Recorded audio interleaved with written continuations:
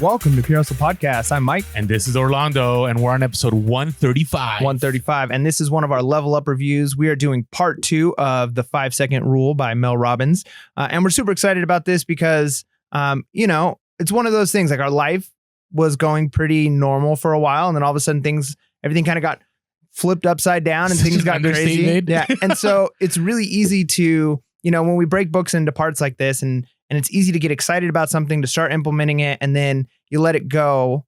And then you realize like now might actually be a really good time to start implementing these things again. And it's interesting you say that, because as I was reading the second half of the book, I was going like, this is really applicable to now.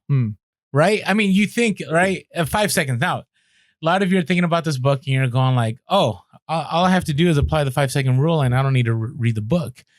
And there's a little bit of truth to that, right? But you have to understand that the 5-second rule is kind of like the hook to get you in to read the principles that she's going to discuss in the second half. Yeah. I thought that was super important. Now, you didn't ask me like how'd the wake up challenge go? That's how long it's been. Yeah, well, I knew because you've kind of talked about it on a couple of the podcasts. I know it's kind of gone a little bit to the wayside. No, It didn't go to the wayside. No? Oh, good. Well, okay. So the rule was that I was going to do it for 2 weeks straight until our next level up review. And then this thing called the pandemic happened. That kind of put a little wrench into the plans. And so we didn't do our level up review, right? Yep. Remember we did, I don't know what, we've done all kinds of different podcasts recently, like from interviews to our reactions to Trash Talk. By the way, you should check them out. Previous episodes, good stuff out there. Yeah. Shameless plug.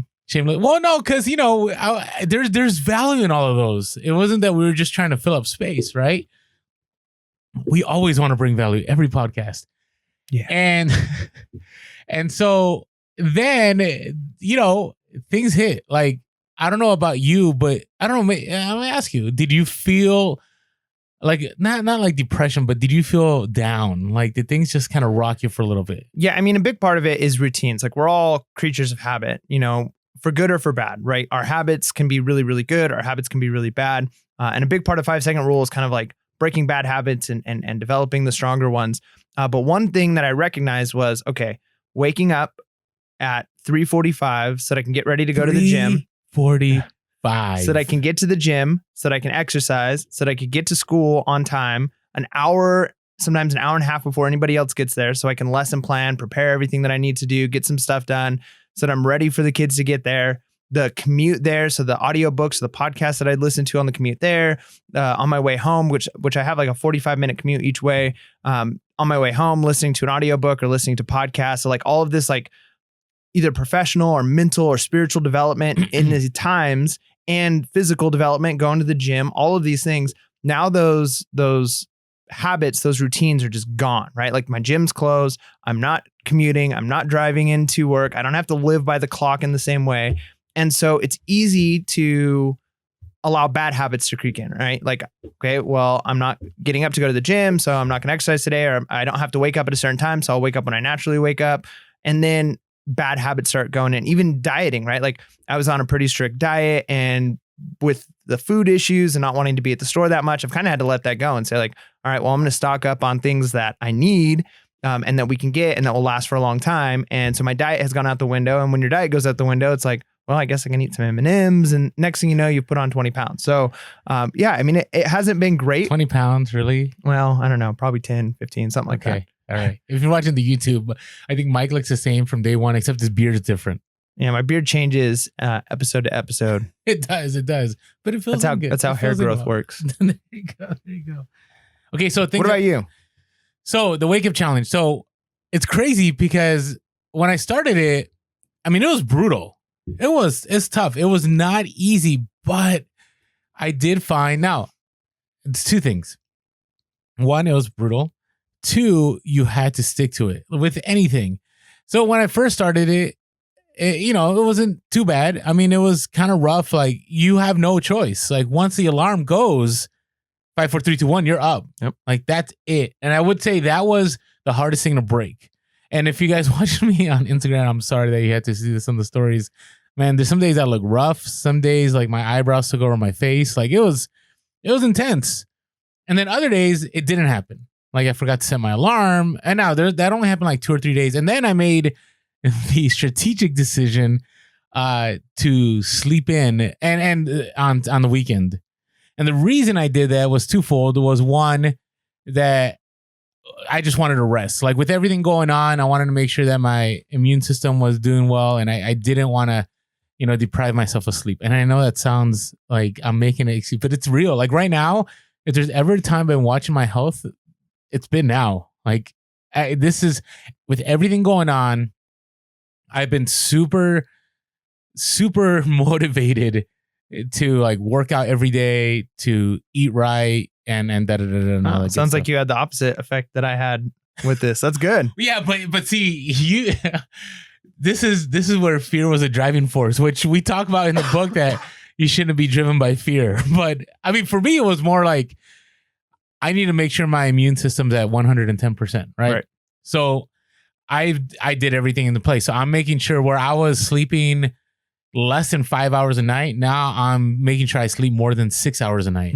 Most nights I'm sleeping probably 7 or 8, which is, I have not done that in probably over a decade. So it's kind of crazy that of all the times that during pandemic time is when I decided to start taking care of my health, right? But there's no better time than now. Yeah. And speaking of improving your health, chapter 9, which is where we're picking up today, is titled I was going to Improve Your Health. I was going to tie it in a little bit. Okay, sorry to steal your thunder. No. But anyways, what I'll say is this. The Wake Up Challenge works. Right now, I do not... Okay, I want to be 100% transparent. 90% of the time, I do not struggle getting out of bed anymore. It's you, and we'll talk about this. I think it's like chapter 11 or later on. She talks about like the snooze button is not an option because the snooze button makes you miserable. I agree.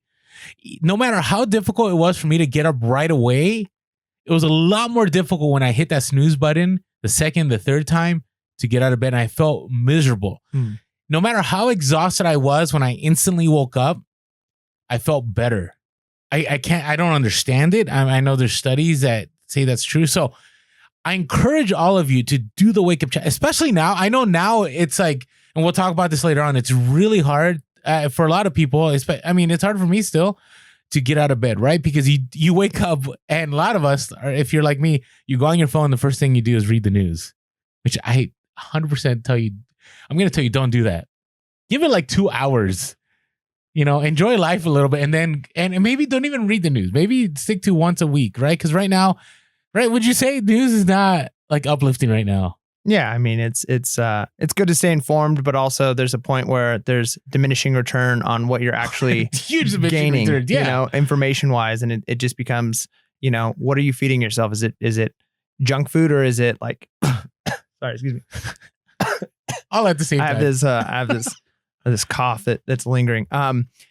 Is it junk food, or is it healthy food, right? Like, is the news, the information you're getting, is it actually beneficial and going to help you with attaining your goals, or information that you need and can use throughout the day? Or is it simply, kind of just more of the same, and maybe even less of the same because it's not helpful information? And so you just put it all right. I mean, that's what I want you guys to focus on. So let's get into the book though, because I can go on and on and on. But anyways, Wake Up Challenge. Do it. Try it. I'm telling you, it will be worth it to you, and it'll stick with you. It'll stick with you. Even now, I wake up a lot faster than I used to a month ago, which is kind of weird. It's good. Sometimes you're like, this is gimmicky, but sometimes gimmicky works. Yeah. I mean, that's really the thing is, honestly, a big part of it is... And I don't do the 5 when I wake up. I just wake up now. You just wake up, yeah. That's good. I mean, honestly, like, as gimmicky as this whole thing is, and in reality is, there's probably 100 different methods you could use to implement. She kind of even talks about that with diet. Like, you can search the top 100 diets, and you could put them all on your wall and throw a dart at it and pick one. And if you follow that one, it's going to work, right? Like any of these things, these tips, these self-improvement things will work, as gimmicky as they are, as long as you follow through. And the idea behind the 5-second rule is interrupt that thought process that is keeping you from doing the things you should be doing, and just move into action, right? So whatever it takes to move into action, whether it's counting down from 5, or whether it's, I don't know, whatever your triggering method is to get yourself going, if you actually use it, it'll work, right? So 100%. That's good. All right, so chapter 9 is improve your health, and I would say kind of the concept on this is you just focus and do, and not to rely on feelings so much of, especially when you may not feel like doing the things you should do, but it's that idea of action, right? Like you don't necessarily feel like getting up in the morning when your alarm goes off, but it's action. Like you know what you should do, and your feelings often go against the thing you know is the best thing to do. And it's to act, to move, to react. And then that will continue this process of positive things in your life going forward, continuing to act, continuing to move. And it's just reselling related too. I mean, you think about it right now, right? Your sales might be slow until you don't feel like listing. Like you don't feel like going through your death house, even though you have more time now than you've probably had in the last few years. But you can't go on feeling. And I'm telling you guys, like if you're listing, sales are happening, right? So I encourage you guys like to move past those feelings. Now, you had a few notes written. You want to share some of your notes here? Yeah. Well, I mean, pretty much my whole thing is notes this time because I did the audio book and the like Kindle version of this one. Okay. So which I don't always recommend, but it was nice for me this time because of like my commute. I was able to listen through the book quickly. Even put it on. I normally do like 1.5 times speed for certain books. This one I did 2.5 times speed. And I was still able to like understand because she was a slow narrator. But the nice thing was, I know some of you listen to us 2.5. Or I know College Picker listens to us 1.5. Yeah, I mean I think that's fine. I think we speak slow enough to try and like articulate ourselves that speeding up is perfectly fine. Some people though speak so fast that it's difficult to speed them up without like, what did they just say? But anyways, all of mine are on notes this time because unfortunately my printed out copy, the PDF copy that I had, is locked on my school campus, and my school campus is not accessible. I cannot get onto campus. So I had to kind of just take digital notes based off of what I heard and things like that. But I have some interesting quotes here, just going along that line of acting. It says, the fact is that thinking about being healthier won't make you healthier. Even meditation, which is a mental exercise, still requires that you do it. There's no getting around this. You must take action. And I just think that's a good kind of summary of this story. I mean, she talked about the diets and how you could kind of pick one. And one guy did a diet that she was like, not only does she not necessarily recommend it, it's nothing she would ever do, but he basically juiced nonstop for well over a year and he lost over 100 pounds, right? And it was like, he recognized that there were days he woke up, day 400 and something. It's like, I don't want to do juice today, but he had made a decision. And every time it was like, you walk by the bakery store, you smell the bread. That's when you use the 5-second rule to refocus yourself. 5, 4, 3, 2, 1. I've already made up my mind of what I'm doing. I'm just going to stick to it. And if you do that and you take action, you're going to be further along. I mean, when I do diets, a lot of times I plan, I organize. Sometimes because I'm a spreadsheet person, we'll figure out, okay, if I lose this amount of weight on this date based off of how many calorie deficit, what's my body fat percentage going to be? At what point will I reach 10% body fat? Like I'll have full on spreadsheets and plan out days, but that's not as effective as actually just doing the thing, right? I just say he has full on spreadsheets. Oh yeah, to work out. I'm more like, hey, I'm going to make sure I don't eat that pizza tonight. I'm going to instead cook a steak. You're like, go. I have a spreadsheet with body fat percentage. Yeah, man, gotta count calories. Hey, you gotta do what you gotta do. Hey, there's a whole nother pass we haven't talked about, Mike, but that's for another podcast. So, all right, but it's 100% true, right? The reason she has people do the wake up challenge that I just talked about, it goes on to page 122. She says, "Stop thinking about how you feel. Your feelings don't matter. The only thing that matters is what you do." And it's so hard, and even in our business, like. It's very tough because we want to get caught up. Like, I feel like this is going to make me money, or I feel like if I buy this or if I do, but feelings do not matter, right? Ultimately, it's taking action, but you got to take the right action, right? But what she's trying to push here, she talks about it later in that chapter on page 128. She says, "Remember when I told you that I wanted you to start experimenting with the rule by doing the wake up challenge? That's so you can experiment activation energy. It's the force required to start something. And that's exactly what Kristen is referring to. And she's talking about example before. And she's right. It is so worth it. In fact, there's nothing more worth it than learning to push yourself right past your excuses and one step closer to the life, body, or future you dream about." So that's why I strongly encourage, like, if you're able to do the wake up challenge, I think everything else, I don't know, maybe for me, the toughest part for me was doing the wake up challenge, like forcing myself to do a listing. Well, I can see sales, right? Or, for me lately, right now during this, so weird that we're going to drop this word in this podcast. By the way, these podcasts, you may be listening and going, "Hey, is this relevant to me? I'm not in a pandemic anymore." Yeah, it's still relevant, right? It's still the truth. But now that I'm in quarantine time, like keeping my place like clean and tidy and organized, it's super important right now, right? For my own sanity. And so being active, right? If I see the laundry and I'm like, that laundry's going to be there a week from now. It's all good. No, like take that active step and it'll help you do other things that are more valuable later on. So, okay. That's good. That's my 2 cents. At one point it says, the short answer is the gap between the person you are now and the person you want to become can seem so big that it feels impossible to bridge that gap. Feeling this way is normal, but allowing those feelings to take over your mind is a form of self-abuse. And I think that's important to recognize that, like, it's a loaded word. Yeah. But think about it. It can feel impossible to become the person you want to be. And instead of often taking action and recognizing it, sometimes you have to plan, right? Like, okay, the person I want to be, and she's going to talk about later this idea of like your future self, but the person that I want to be 5 years from now, 10 years from now, what are the things that this person would do? What does this person's life look like? You kind of have to make a plan to get there. You have to have an aim. Okay, the person I want to be is 10 pounds lighter or 20 pounds more muscle or has 10 times bigger bank account or is financially stable or whatever it is. You kind of have to plan, okay, what are the things I need to do to get there? And then make actionable plans to actually get there. And then you can break those down into 5-second chunks throughout the day. What can move me towards that? But if you often just think about those two ends, where you are now, where you want to be, that gap can seem just insurmountable. It can seem impossible to bridge that.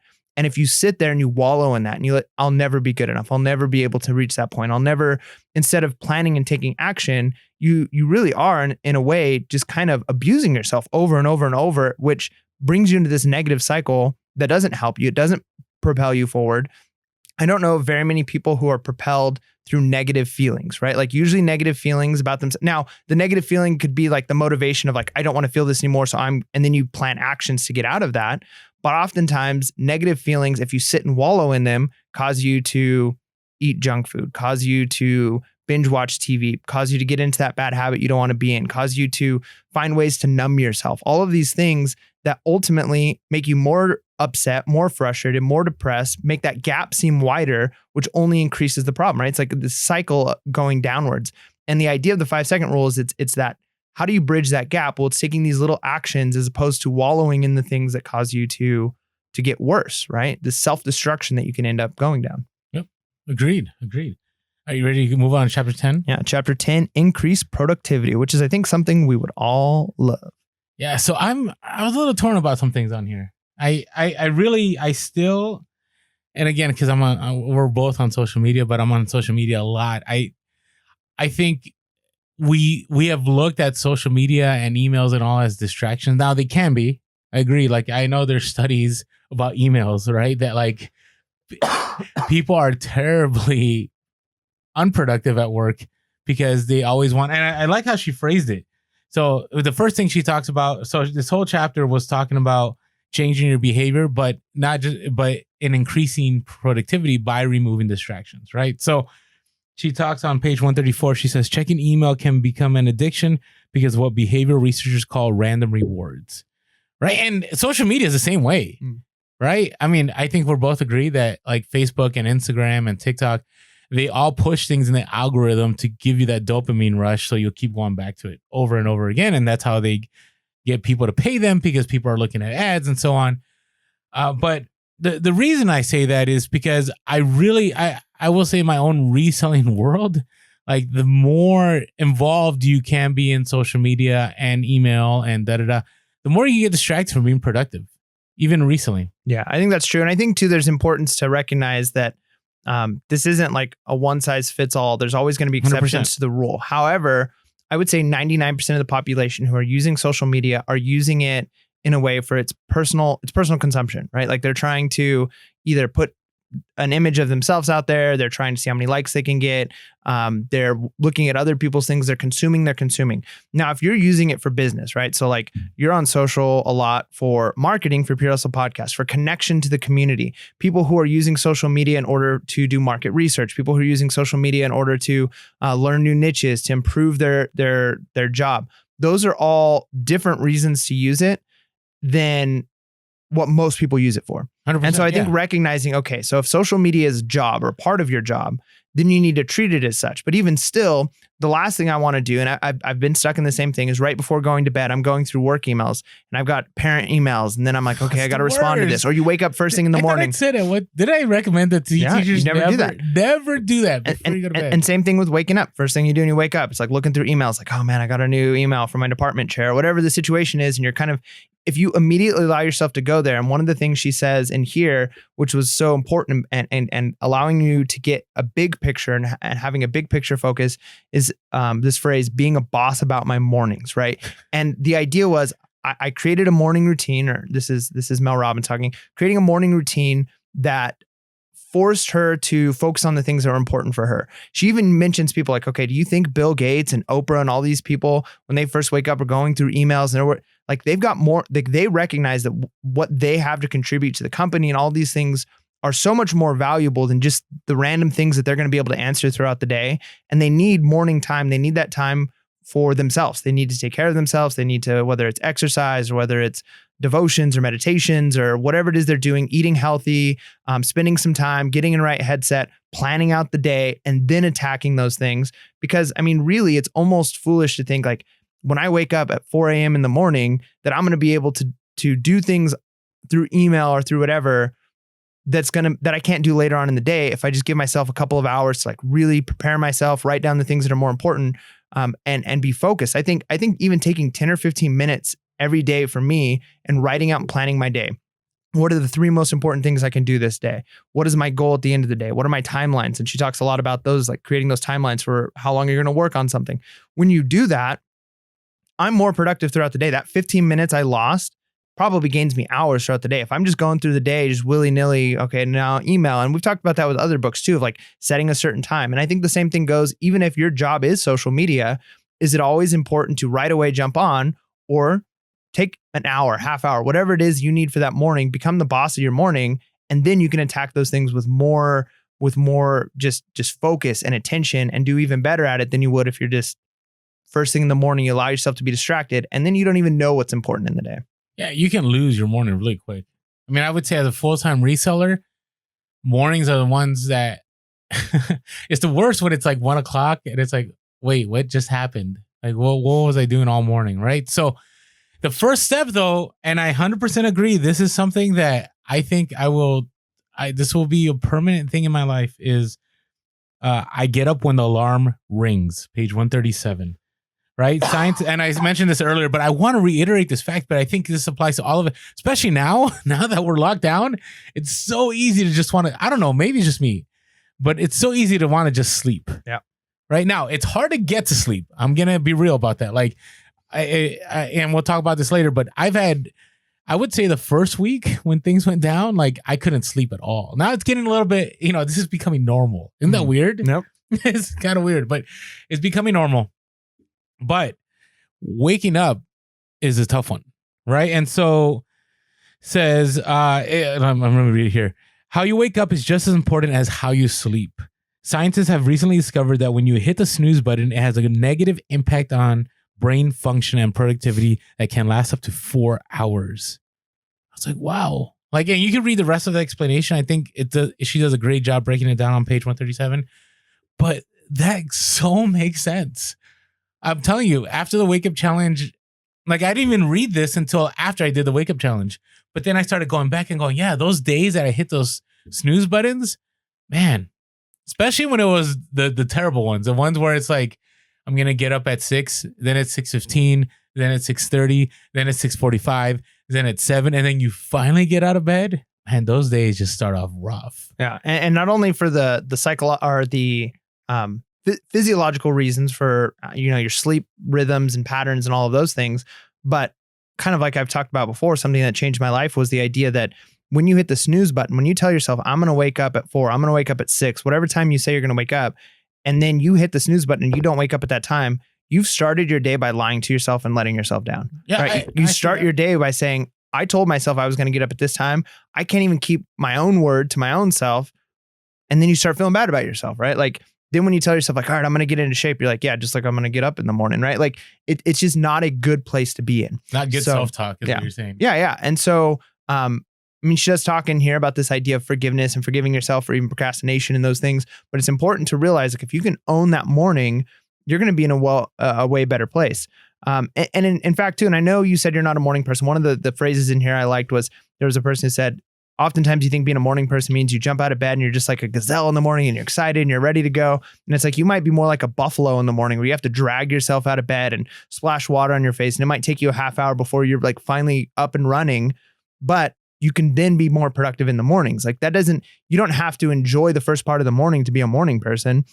And for pretty much anybody. And I know that some people are very productive in the evenings. They get a lot of work done, but a lot of times the best work that gets done in the evenings is like menial tasks they don't have to think a lot about, like listing, sourcing, taking pictures. Those things can be done probably in the evening, but your most creative time, and I found this to be true for me and from almost all the research I've done, it seems to confirm this. And I'm sure there are exceptions to this rule, but there's this thing called decision fatigue. You make decisions throughout the day. What color shirt am I going to wear? Am I going to have Cheerios or oatmeal for breakfast? You make so many decisions throughout the day. By the time you get towards the end of the day, your ability to think deeply about things and make great decisions, it's just gone, right? You're not as fresh. You're not as your mind has gone through so much fatigue throughout the day that it's difficult to make good decisions or be creative. So a lot of times those first 2 to 3 hours, and she cites a doctor in here who says the same thing, are often the most productive and creative time you can have. So don't waste it on what she calls stupid things, right? Like don't waste it on the mindless things like social media and Facebook and emails and things that don't matter. Use that time, even if it's like, all right, I'm going to go to the gym. And while I'm there, that might be when you come up with a new business idea. That might be when you come up with your thinking. You've got all of this mind going. Utilize that fresh brain in the morning when you can, and save the easy stuff that you don't have to think about till the evening. Yeah. I mean, I would say there's 99% truth on that. I do think there's the other side is it depends on your life. It depends, in the morning. I mean, I don't right now. Right. And I think all of us can say that have kids that it doesn't matter how fresh my brain is in the morning. My brain cannot focus on reselling and cannot focus on this. My brain is focused on, all right, got to make sure my kids are up. All right, got to make sure breakfast is ready to go. Got to make sure they're on their Zoom call for school or whatever. Got to make sure they're doing their homework. Like that's where your brain is. And so, I'm more of like, hey, let's leave some room and say that maybe the more creative time is in the evening for some of us. I know for me it is because I have no distractions. Right. If we're talking about, can I play devil's advocate on that really quick? So I think that's right. I think based off your time schedule, once the kids go to bed at 8 o'clock or whatever time they go to bed, right now you have free time.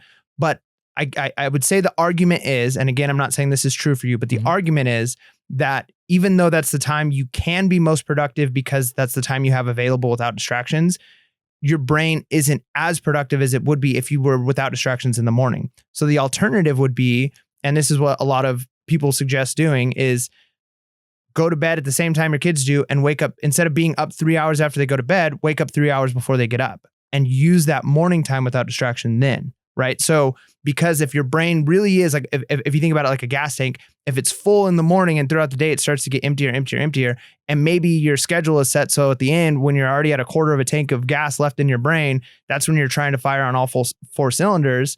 That might be the only time you can get stuff done. And that's when you are most productive. But maybe try it for a week and say like, okay, I'm going to switch my schedule and I'm going to be up 3 hours before them instead of 3 hours after them, and see if my brain is a little faster and I'm able to actually do more in the morning without the distractions. I see what you're saying. I mean, the only reservation I have about that, I've done that before. And what I hate about getting up early in the morning and trying to get stuff done is there's a time limitation. If after everybody's in bed, everybody's sleeping, and I have time to work, I have no time limitation. It's whenever I want to eventually go to sleep. In the morning, kids are going to get up at a certain time. I have to be there at a certain time. At night, I have all that time. And so that's why I think a lot of us are night owls, is because we don't like time restraints on our creativity and what we're doing in our productivity. So take what you like. I mean, I see Mike's points. I'm not disagreeing with Mike's points. I just know we all got to do what works for us. Right. And I want to be careful that we don't just blanket, like, if you don't get up in the morning, like, you can't be successful. Now, there is the other side, that research is on the side of getting up early. Right. Billionaires are on the side of getting up early. Right. I've never heard a billionaire saying I stay up till 5 a.m. and da-da-da. Right. So I don't know. Maybe it'll take time. Maybe 10 years from now, I'll have a different perspective. Right. Maybe find the in-between spot. So wake up early. You've got a time constraint. My kids are going to be up in 2 hours. I only have this amount of time to be productive. It's the worst. I hate time constraints. But here's the thing. I hate time constraints. Nothing says that when they go to bed, you can't have unlimited time afterwards. Like, yeah, but then my thought process is broken. I cannot set stuff to the side. Like once I have a passion and a drive, I just keep going. And I know some of you are like that out there, but I do. I think this isn't the, you might be right. I'm not, I think that's right. Like I do. And if you guys are trying to figure out what I mean. So if you haven't checked our Level Up review and never split the difference, when you tell somebody you're right, you're usually trying to tell them, like, dismiss them. If you say that's right, you believe in what they're saying. So when I say that's right, I do believe in what Mike's saying. Maybe I'm either being resistant or maybe I think he is right. And that's what I need to do. So anyways, comment below. I'm interested. Like, do you agree? Do you think the mornings are the best or do you think the evenings are the best? Really interested in what your thoughts are on that one. So, all right, let's keep going to being productive. Let's see. We talked about the 2 or 3 hours. What about this? In addition to planning my day, I also plan the time I will stop working. Do you do that? Yeah, no, that's good. I mean, she talks again about the Parkinson's law, and we talked about this, and I think it was 4 Hour Work Week. Maybe it was another book that we did. But it's the idea that whatever time your work will grow to the amount of time you give it. So if you say, and 4 Hour Work Week, right? Yeah, I think so. So she says, if you give yourself a week, like if you're told, okay, you have a week to write this essay or a week to do whatever, then it's going to take you a week to do it, and you're thinking about it and you're processing it, and it's consuming all of your energy, but you're probably only going to, like, the amount of time you actually sit down and type it and do whatever it is you're doing or listings is only going to be an hour or two, right? Whereas if someone were to call you and say, I need this in an hour or two, you could still get that same amount of work done and in, but it didn't take you a week of thought process, right? So when you give yourself a deadline and you say, okay, I'm going to work on this YouTube video. I am going to work on this business idea. I am going to source these things. And you say, and I'm going to stop working at 10 o'clock at night, or I'm going to stop working. Then it gives you that forced deadline. You're focused. You're like, I've got to get this, instead of saying, I'm going to get this done by the end of the week. So you're thinking about it. Maybe you start it and then you put it to the side and then you come back to it tomorrow. And it actually is more draining when you do that, as opposed to giving yourself a narrower deadline. And she talks later about a different type of procrastination where it's actually useful to give yourself an open-ended deadline on certain types of projects. But for ones where it's like, all right, I'm going to get these listings done. If you tell yourself, I'm going to do 100 listings this week, as opposed to I'm going to do 50 listings today, or I'm going to do 100 listings today, like, you might actually be more productive. You pound them out, you get them done, you're done with, and you're not a week of like, okay, well, I only got 2 listings done today, but tomorrow and you're constantly thinking about it, and you let the work expand into a size that it takes up too much of your schedule when you can just chunk it down into a smaller group. Yeah, I 100% agree. One of the biggest takeaways, and I think you had asked me at one of the previous podcasts, like, what was one of the biggest takeaways from our Level Up reviews? It's from Tim Ferriss's 4 Hour Work Week. Like, if you tell yourself and you give yourself, I'm going to get this done in 2 hours, you'll get it done in 2 hours, right? And so you'll be a lot more productive. And I think this completely reinforces that, especially now, right? Right now, a lot of us have. It's funny because everybody talks about that there's a lot of extra time on our hands, and some of us do, some of us don't. But if there's ever a time to work on, like, making sure things get done in a certain amount of time, it's now. Because, take this time to not only be productive, but to establish habits that will stick with you once life gets back to normal. And it's even good too. Like, I mean, think of like honey-do lists. Like, this is a good example. Like, my wife might tell me or ask me like, hey, can we work on getting this, light fixture fixed, or do this thing I want to do around the house? And if it's kind of this open-ended time frame, she's like, sometime when you're off during spring break, then I put it off to the very last minute, but I'm thinking about it the whole time. But then there's times where she's like, all right, our project this afternoon is to fix this light fixture. It gets done. Like, we fix the light fixture. Like, we don't put it off. And so whatever task it is in your life, like, if you give yourself a hard deadline, and you might not make that deadline, you might get to the point where you're like, all right, well, we didn't finish it in time, but I'm 90% done. And you put it on your to-do list for tomorrow, finish in the first hour, right? And then you're done. And you're not thinking about it for a week. So, which is good, because then it removes that stress. Again, decision fatigue, right? Like, think about that decision. She gives an example that your brain actually thinks about things undone that are not done more than they think about things that are done, right? So, like, that constant decision fatigue, like, a good example is... I'm tired just listening to you discuss the decision fatigue. Decision fatigue. But like just you know, a lot of multi-billionaires, I think Steve Jobs is a good example. He had one outfit that he wore. It was pretty much his entire wardrobe because he didn't like to think. And I remembered for myself, like I went for a while at school where I wanted to wear a different tie every day. So it's been part of my morning trying to figure, okay, what tie is going to go with this shirt? Okay, that color looks. And you're already using decisions. You're making decisions. Whereas if I were to have one shirt and one tie, as boring as that would be, every morning I'd wake up and that's one less decision I have to make throughout the day, right? And those things add up. And a lot of the most productive people find ways to own that and to reduce the amount of decisions they make. Agreed. All right, so I think we're at a great halfway point. To share real quick, if you have not been following us on social media, we strongly encourage you to do so. We drop, hopefully we drop value on social media, even on TikTok. So we are PHP Podcast on Instagram, Facebook, and TikTok. We are PHP Cast on Twitter. You can also find us on YouTube, right? If you're listening to this podcast, and sometimes we drop videos on there that may not make it to the podcast. And we have some projects we may be working on right here soon. Who knows? So follow us on, subscribe to us on YouTube and hit that bell notification. Sometimes we have live episodes, so that'll help you not miss those. You can also give us a call if you ever have a call and you just want to let us know how you're doing, or if you have a question, 619-738-1170. That's 619-738-1170. And you can always shoot us an email at pursuppodcast@gmail.com. That's pursuppodcast@gmail.com. And as always, if you ever want to write us a review on iTunes, always greatly appreciated. Always, just helps us move higher in the algorithm and allows us to hopefully bring value to more people. That's right. So and one more thing, we have our next level up review book, and Mike and I were talking before the podcast, and we're kind of stuck. Like, we have 4 options, and I haven't shared this with Mike, so I hope Mike's okay with this. But I think we want to throw it out to the people. All right. You want to do that? Sure. Are you okay with that? Why not? Mike's going to tell me after the podcast, like, Rolando, we were supposed to decide on this. So there are 4 books that we're thinking about. We will drop those on Instagram probably in a couple days. We're going to do an Instagram story and have you vote. So we'll put in our feed because, more people look at the feed than look at our Instagram stories. But you'll have to go to the Instagram story to make that choice. 4 different kind of books, huh? Yeah. I would say they're kind of not all over the place, but they have different kind of worldviews and purposes and definitions of success. So we'll take a look at that. So we'll throw that. You okay with that idea? Sure. I want Mike to just say no. Mike be like, Mike, no, we're not doing it. We're not doing it. No, I'm good at saying no. I tell you no all the time. That is true. That is true. So I'm always the yes guy. Mike's a no guy. That's how we roll. That's a good skill to have. If I could teach you one skill in life, is to learn to say no. Oh, I know how to say no, but I'm always like, we can make it happen. Yeah, and I'm like, nope, not worth my time. All right, hey, so let's move on with our book study. Speaking of not worth my time, let's talk about ending procrastination, chapter 11. Yeah.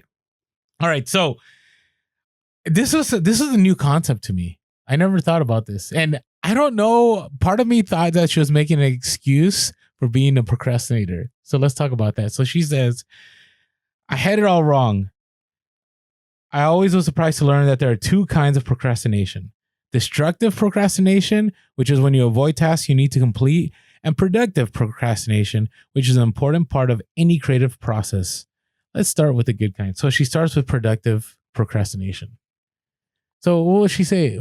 It was productive procrastination, which procrastination just sounds like a bad word all throughout. I think, again, and this is a very specific form, and I think the hard part is people can end up labeling destructive procrastination, be like, oh, I'm just using it productively. But really, this is for creative things, right? So sometimes you are under a deadline and it's like, okay, I've got to get this book written, or I've got to get this article done, or I've got to get these listings up, or whatever it is, and you need to get it done. But sometimes it's like, all right, our business is thinking about this new thing we might launch, a new marketing idea. And it's not like we have to have this done by the end of the week or we're going to go under, right? But it's like, you know what? We kind of want to change our branding. We want to change like something. Let's think about this. And you don't give yourself a hard deadline. And it just allows people the freedom to think. It allows people to be going for a run, eating an omelet on their table. And as they're taking a bite, they're like looking at the fork and the way it's designed. They're like, you know what? I think that if we designed and it opens you up for creativity. And it's really the only time that productive procrastination works is when it's a creative based thing. You're trying to do something new, big. I mean, the idea of the reseller wrap that we did last time, it kind of just came out of nowhere. I was doing something and I heard something and I came up with this little hook and I was like, let's do this. Now, if it was like, we have to be done with this by the end of the week, I don't know if we would have come up with that as an idea of something new, a new video to do, but it's because it was just kind of, let's do some new things. Let's think about some stuff. And there wasn't a timeline. It was actually useful. But I think that is only under very specific circumstances where it's a creative project you're doing. I'm coming up with a new novel idea. I'm coming up with, but even still, sometimes it is better to act and get started, because if you are forever stuck on creative procrastination, you might not ever get anything done. Yeah, no, I see that. But I do agree. There's a part she says on page 146. She says, if you're not getting the results you want, give the project some time, go focus your energy somewhere else, and then come back later with fresh eyes. Yep. Now, in the reselling world, this is a tough one, right? Because I'm a big believer that there's two things to reselling. And again, I'm not a guru. I'm just making enough to live and a little bit more. But it's one is, sometimes things take a while to get working, right? We talk about how, businesses take a few years to actually break profit, right? And so there may be some things, reselling that is just going to take time. Like we've talked about, which we need to have an episode about the pipeline. We haven't talked about the pipeline since like episode 8, but I think it's very important. And if you don't know what I'm talking about, is the pipeline in reselling is basically that you have enough inventory in your store that allows you to have consistent sales, right? And so right now I'm grateful for a pipeline during this time because I don't have to source really, and I'm still getting sales, right? So, but that's for another episode. But what I mean by that is it took time, right? It took time me going, I don't know about this reselling, but I'm gonna keep doing this. And I'm going to focus on this part of reselling, and I'm just going to keep building my inventory, right? So there's that aspect of it. But there's the other aspect of like, you may consistently be doing something and it's just not working. And maybe it's time to just cut your loss, right? So you have to find that right place, right? Which one is it? Am I pushing this off because, I just need more creative like ideas? Or am I pushing this off because it's something that probably isn't going to work and I'm just wasting time like you just said? So that's where I think productive procrastination, which it's an oxymoron. Like it just doesn't make sense. Both words together. Am I using the right term? Mm-hmm. Yeah. Okay. I feel, the longer I'm away from schooling, the more I question the words I use. So, I'm still teaching, but here's the deal. If you do need that extra time, it's okay as long as you're still moving forward. As long as you're not just stuck on a couch thinking about it, because this is all about taking action and being active. All right, what about destructive procrastination? Yeah, this is the kind we're all familiar with, right? Destructive procrastination is the putting things off you should do. And she basically describes it as, you're not actually, when you're procrastinating, you're not procrastinating from being active. You're trying to distract yourself from stress in your life. Usually when you procrastinate, it's because you're trying to, she calls it like emotional eating for the mind, right? Like you've got stuff to do, but it's usually not the project you're working on. It's the stress of like, if I don't do good on this project, my company, my paycheck, my family, and you're thinking of all of these things, and it's like, okay, cat videos, right? And it's a distraction for your mind from the stress that you have, which actually isn't healthy, right? Again, it's like junk eating for your mind. And those are the times when you have to, the 5, 4, 3, 2, 1 comes in of refocus, stop thinking about the stress. When you're working on your project, don't think about, okay, like my career, my family, income, stability, and all of these things. Just think, okay, what's the thing I need to do right now? I need to send this email. And just 5, 4, 3, 2, 1 away from the stress, because use that as a distraction from the stress as opposed to procrastination.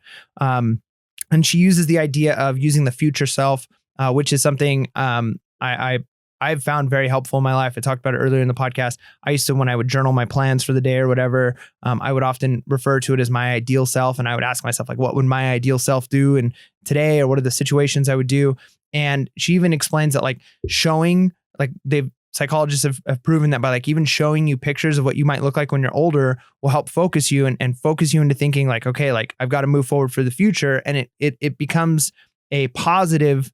Avoidance of procrastination is the thought of the future you. What would future you do? Well, if you're worried about like paying your kids' college tuition right now, well, think about you when you're 30 years from now and your kids are done with college and they're in their career. You're not worried about that. So don't worry about that now. Put yourself in that position and what you need to do to get there.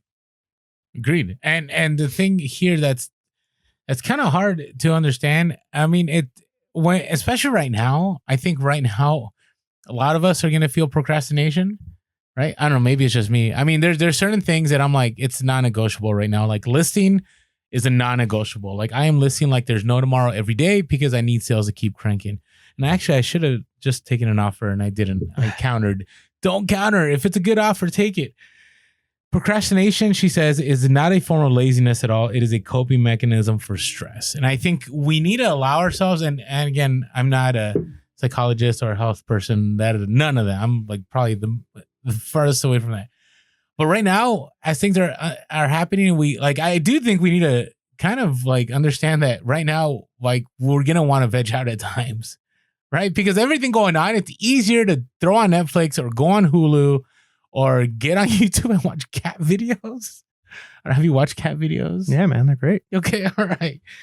But, she says procrastination is subconscious desire to feel good right now so you can feel a little less stress relief, right? And so I think it's good to have that perspective that when you're doing stuff, it's not because you're being lazy, you're trying to escape, right? And the best way, right, to counter that is by being active. She says, on page 148, when you blow off work or studying for 15 minutes of online shopping or watching the highlights of last night's game, you're taking a mini stress break from the bigger stress, right? And we all are dealing with a bigger stress right now.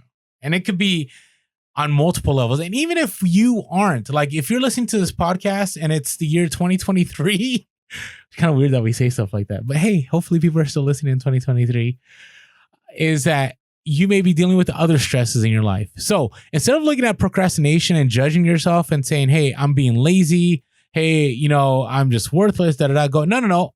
What are those stresses in my life? And what can I take action on to be productive? So I'm eliminating that procrastination and I'm taking action, right? So she says you have to be willing on 150 to forgive yourself. I don't know. I always struggle with the term forgive yourself. What are your thoughts on forgiving yourself? I mean, I think it's good. I think a lot of people are not willing to actually face the reality of who they are, and that's often a problem. Some people have the opposite problem where they know what they really are like and they wallow in that. And I think forgiving yourself is applicable to the people who are actually willing to look at themselves in the mirror, acknowledge their failures, acknowledge their mistakes, but then to say, okay, feeling bad about this isn't going to make it any better. What are the things I need to do to get better?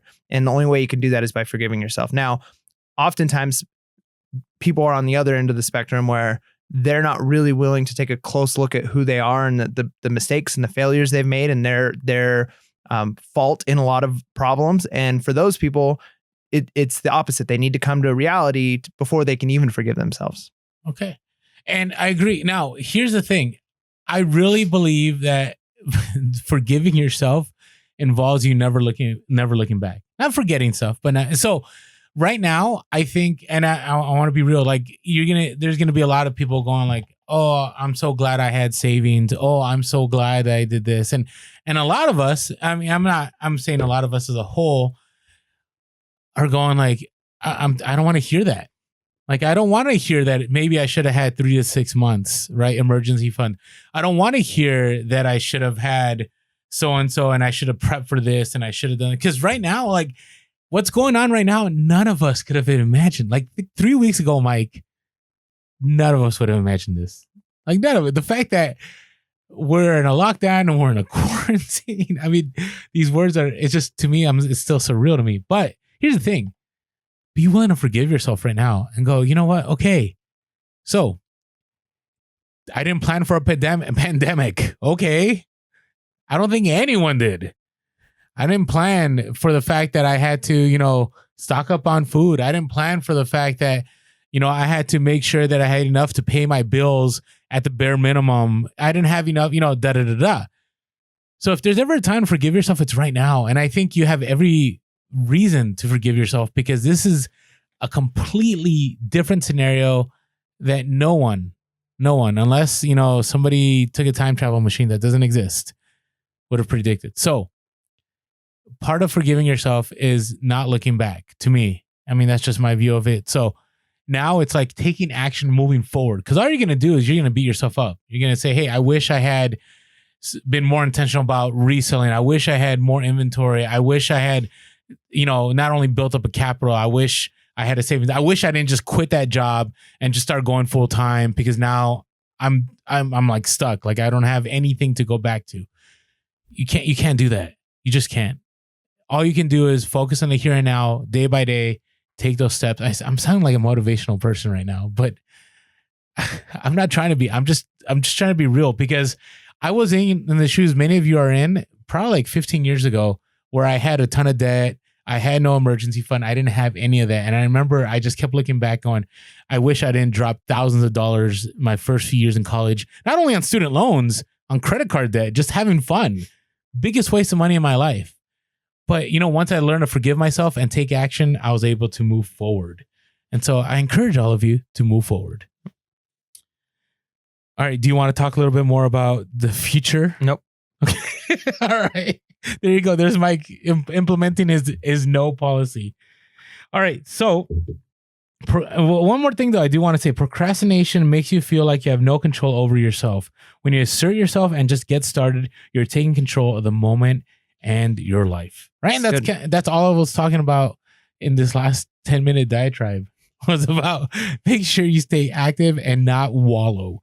All right. You ready for the next chapter here? Yeah. So we're going on to chapter 12, which I think we're going to go through these a little quicker because we're going on an hour now and we've done 3 of our 8 chapters. So wait, there's 8 chapters we have to go through? Yeah. Wow. Well, I will say the last couple 2, you can kind of just like, yeah, we'll go through them quicker. Yeah, all right. That's what I just said. All right. So the chapter 12, stop worrying. This is pretty interesting because basically she starts this by saying she's been able to essentially eliminate anxiety and worry from her life using the 5-second rule. And she kind of starts it out by saying most people near the end of their lives have the same regret. I wish I hadn't spent so much of my lifetime worrying. Their advice was devastatingly simple and direct. Worry is an enormous waste of your precious and limited time. And basically the idea is there's things in life that you worry about. Your mind goes down these negative paths. Your mind starts to think about things. It's crazy how negative you get. You could start to get really, really negative and start to think about things that are not going to be helpful, but that you're not changing, right? You're worrying about things that you have no power over, as opposed to taking actions on the things you can take actions on and to let those things go. And again, the 5, 4, 3, 2, 1, and she gives a lot of examples in here of how it can be used.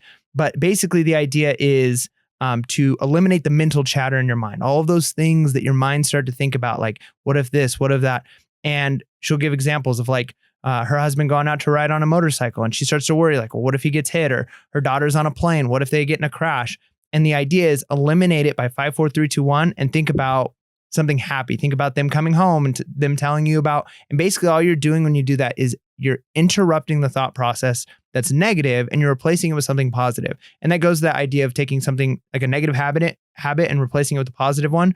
It's the same thing with anything. You can't remove something in your life without putting that same amount of attention and energy on something else, right? So if you're thinking negative thoughts, worrying, like, for me, even during this time of crazy sickness going around, my son has a compromised immune system. I know, a lot of you have similar situations where people in your life, you desperately don't want them to get sick.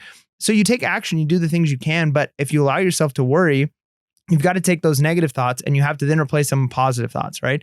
And so you've got to think about, I can't wait until my son is 5 and he starts playing with it. And instead of thinking about the negative things, just immediately replace those thoughts. 5, 4, 3, 2, 1, think of something positive. And by doing that, you're basically just interrupting that worrying that's happening in your brain. And it's only going to do good things for you because, we're going to talk in a little bit on the next chapter about stress versus de-stress or different types of anxiety that you have. But really just changing your thought process and recognizing that you have some power over that. Agreed. And take a look, on page 168, she says, I love what Hein, her husband, wrote to me. 99.9999% of the time, it has always been a fake reality that I created in my head.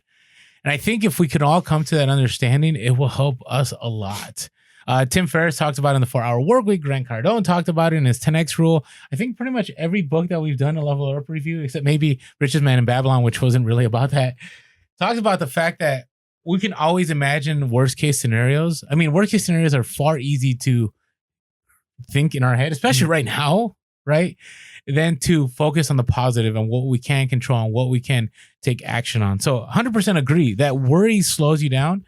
But if you're able to take things one step at a time, you're also able to reduce anxiety, which leads to our next chapter. Yeah. And right before we get to the anxiety portion, I love that idea of the fake reality, because we do that all the time, right? Like whether it's an imaginary fight you have in your head with your boss or your spouse or a friend, or it's a situation that could happen.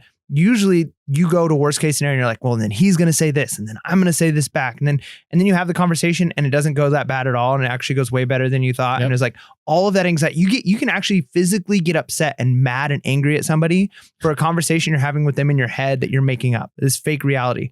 So I've heard people say before, and it's such great advice, like just assume the best, right? Like be prepared, like have all of your facts in order. So if you're going to go to your boss and tell them about a new project or something that went wrong, be prepared and have everything you need. Don't be foolish. But at the same time, don't start the fight ahead of time, because one, oftentimes you've created a fake fight that never ends up actually materializing.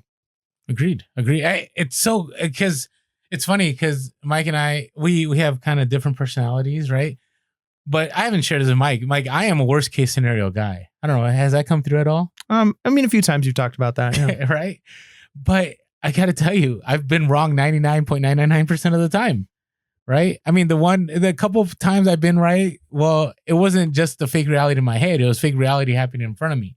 Not fake reality. It was a reality happening in front of me. But understand, your mind can be your biggest enemy. When it comes to any of this, it's what will slow you down. So if you can take control and take the thoughts captive, you can make things happen. Yep. And then that leads us to the idea of panic attacks. Yeah. Have you ever, I have suffered from legitimate panic attacks. Yes. Like I've had ambulance come get me. Yeah. So panic attacks. So here's one thing I learned being about real stress. right now. Yeah. So when I was in college, I had to take like a mandatory health class, and I had a great professor, and we did a whole chapter on stress and stress's effect on your body, a whole unit, I guess I should say. And one interesting thing, and she kind of talks about it here, she doesn't use the word stress and distress, but those two things physiologically, and she does explain, she uses the word excitement and anxiety. Those are the exact same things physiologically that happen in your body, right? So humans have we're the only creatures that have this capacity to stress after a stressful event is done. So you almost get into a car accident. She explains stress is good, right? Your cortisol goes up, your adrenaline goes up, your pupils dilate, your reaction times get faster, all of those things. Those are good things. They help you survive. Then afterwards, the accident is avoided or almost done. And you can calm down, and your brain has as a reason to understand, okay, the reason I experienced all those things was because this, and this. And if in a healthy situation, the stress will eventually go away. Some people will continue to stress over it long term. They're thinking about how they almost died. That's distress. Now, stress itself, for instance, jumping out of an airplane. There are people who jump out of airplanes for fun, right? Parachutes, they love it. It's fun. It's excitement, right? That's what he loved doing. For me, it'd be stressful. It would be distress. The same feelings that they're feeling, the butterflies, their heart pumping, I would panic. It would be a bad kind of stress for me. Whereas for them, it's excitement. And so to recognize that a panic attack, what makes a panic attack so scary and so awful is it's the same feeling you have when you almost get into a car accident or something really bad has happened. Heart starts racing, short of breath. You start to you get sweaty, all of the physiological things that happen when you're having a panic attack, but there's no reason. And so because there's no reason, your brain doesn't have something to say, like you were almost in a car accident, but you're safe now, it's okay. It doesn't have the end of the loop, as it were. It doesn't have the beginning of the story and the end of the story. It's just like something's wrong. And because you don't know what's wrong, you panic more. And it can create, like you said, where you end up, having to go to a hospital. I've almost taken myself. I had my wife drive me to the hospital one time. I was just laying in bed, and next thing you know, panic attack. And it's like, I'm on the floor and I'm like, I don't know what to do. Like, I'm like she says here, you feel like I got to get out. And you can't breathe and you start freaking out. Well, I'll give you my experience. Yeah, I mean, it was during my master's program. I don't know, it was like 12, 13 years ago. And there was a lot going on in my life. I mean, there was a lot, financial stress. There was a little bit of marital stress. There was my master's program, which was super stressful. Young kids. I mean, everything was hitting at the same time. And I'll never forget, like, it just all compounded at the same time. And I'll never forget, I was in a lazy boy, which you think I'd be chilling, right? I'd be, stress-free. And then I remember I wasn't really thinking about it. It came all of a sudden. It wasn't like I was thinking about it and then it, right? Mm-hmm. It was just kind of, you're sitting there and then you feel shortness of breath. Yep. and then your heart starts racing, and then it may be those symptoms may be happening, but you begin to make it worst case scenario. Right. And then your brain goes, no, I'm gonna die. Yeah, something's really wrong is happening. And, I was a bigger guy like I am now. I think I was bigger back then. And I'm like, I'm having a heart attack. And the more I started telling myself I'm having a heart attack, now we're not health professionals. So if you really believe something is going down, get help. Call 911. Do what you got to do. Okay. But in this situation, like everything was there. Started sweating. Then out of nowhere, I started feeling chest pains that were there or were not there. My left arm, like everything that. So the worst thing you can do in those scenarios is you go on your phone and you start looking up symptoms. Yep. Right? Even though you already know what they are, reading them takes your brain at a whole nother level. And so it just kept getting worse. I'll never forget like grabbing the armchair. I'm like, gotta call 911. I remember the ambulance showing up. I mean, it's super embarrassing sharing all this, but I just gotta be real. And I remember being at the hospital and they're like, so, have you had a panic attack before? And I'm like, no, like, what is that? They're like, well, that's what you had. Like your heart is fine. Your breathing is fine, but you ended up putting yourself in a scenario where your brain just couldn't let go of the thought that this was actually happening. And, I mean, I'm glad that happened because I never heard of that. And maybe some of you have never heard of that. Like, this is the first time you ever heard that you could actually have all these things that feel like something real is happening, but it's actually not happening. Yep. And so did I label that right? Yeah, no, I mean, that's the exact thing is it's, you can never, like, if you've never experienced a panic attack, it's hard to understand, but it is scary. It's terrifying, and there's no reason. And you could tell somebody, calm down. There's no reason. It doesn't help, right? Like, just calm down. That doesn't help because telling anybody ever calm down helps anyone. But here's what she recommends. Again, we're talking about the 5 second. Yeah, so we want a revolution. We don't want to just leave it at so that. 5, 4, 3, 2, 1. Right? And I don't know. Like, maybe this will work. Maybe it won't. Maybe, I mean, again, it's all mind thing, and it's crazy how much power your mind has. How you can take a negative situation and turn it positive. But essentially, her suggestion, whether it's panic attack or whether it's any kind of distress where you're like, you get the butterflies, right? Like, the thing you're to do instead is to tell yourself, I'm excited.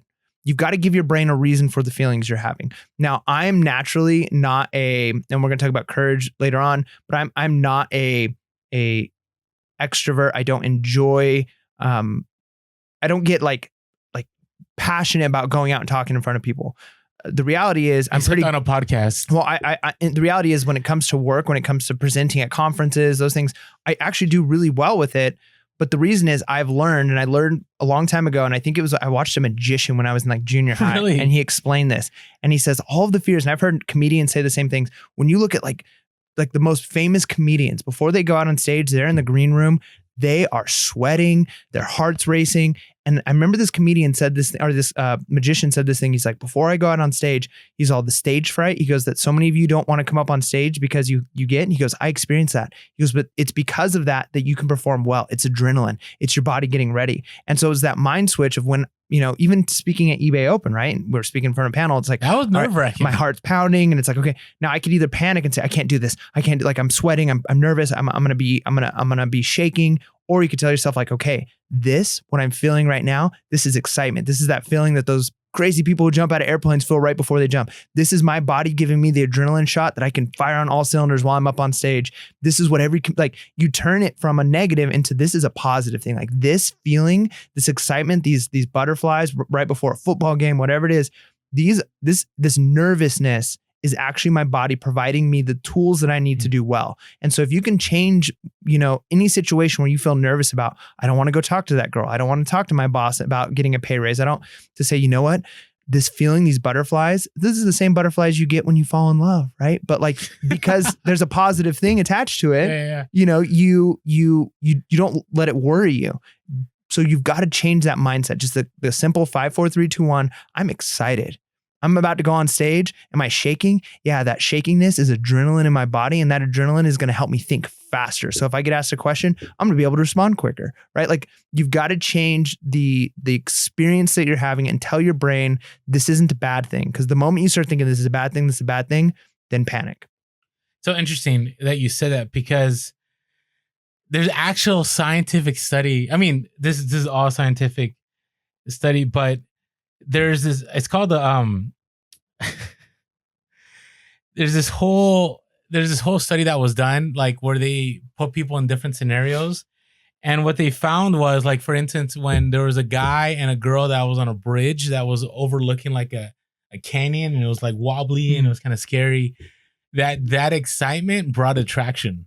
Huh. So people were more attracted in situations of fear than if it was just a mellow, like, hey, or I can imagine all the chemical rushes going on. There's probably it's the same chemicals. Well, the reason I brought that up is because the supply's here, right? Your mind, right, is trying to figure out what to do with it, right? And man, I wish I could find that study. Anyways, it's okay, but I remember learning this back in the day, and so it's the same thing. You're right. Like you can switch that from going from, hey, this is anxiety, that this is something I'm excited about. And I love how she talks about going on airplanes. I still have that. I still get that on airplanes, even to this day. Did I jump too far ahead? I think that's chapter 14, right? The chapter 4. Am I way ahead? I don't know. Maybe not. It's somewhere on there. But it's this idea of it's the same. Oh yeah, beat fear. Yep. Yeah, I did jump ahead. It's okay. It all deals with it. Fear, anxiety, it's all the same. But it's the same idea that we can get in a place, and even right now, right? Even with everything going on, right? Financial right now is a big deal in my life. Like, am I going to keep getting sales? Like, what it's, and it's happening, which is kind of crazy, right? So keep listening. Sales are happening. Not like they used to be, but they're still happening. But the idea of, like, we can get, fear debilitates you. Fear keeps you stuck. Fear keeps you from going on a plane to going to a meeting, or fear keeps you from, from the very basic things of just listening. Fear keeps you from making that phone call, right? And so the idea here is, again, it's the same thing that we've talked about before, is using the 5-second rule, right, to divert that thought from fear into action. And to go into it with a plan. She calls it her plan B, or an anchor thought, right? So when she goes to get on the plane, every time she starts to have the panic, when it starts shaking a little bit, and instead of panicking, immediately she already has a thought ready. She imagined what it's going to be like when she pulls up to her friend's house or her family's house that she hasn't seen in a while, and they open the door and they run up and hug. So by having that alternate thought, 5, 4, 3, 2, 1, I'm panicking. Oh, it's going to be so great when I see them. All you're doing is you're disrupting that thought process. You're moving the fear, and you're changing it and telling yourself, I'm excited, right? And there's definitely certain parts of that work. I mean, right now, going back to the idea that we're in some crazy times, right? Like think of the positives, right? Like it is so easy to think of the negatives in the situation, but think of the fact that, all right, if you do have to drive somewhere, there's less traffic. Is that a good reason for what we're going through? I've not gotten gas in like 3 weeks. Yeah, I'm saving money on gas. I've had time more with meals with my family. Yeah, I've sat down with my boys more now for dinner than I've ever have in like 2 years. Yeah. And so you got to find ways to think of positives, find the positives in bad situations. There's an author I really enjoy. He's very, very comical, witty guy from a long time ago. He's dead now, but G.K. Chesterton. And he has an essay on chasing. It's called time ago. That's a long time ago, Mike. Talking about chasing. Well, I mean, World War II is not that long, but chasing your hat, and basically the whole concept of his essay, and he's kind of comical as he writes it, is he's away from his town. He hears that his town is flooded, like there's waters come up, and he's turned the thoughts from, this is all the negatives of it. And so he's like, man, it must be so great. Like my town is basically turned to Venice. And he starts talking about all the benefits of having his town flooded. And then he's talking about chasing your hat. Like when the wind blows it away, he goes, people get all upset about this because, it makes them seem undignified to have to chase their hat.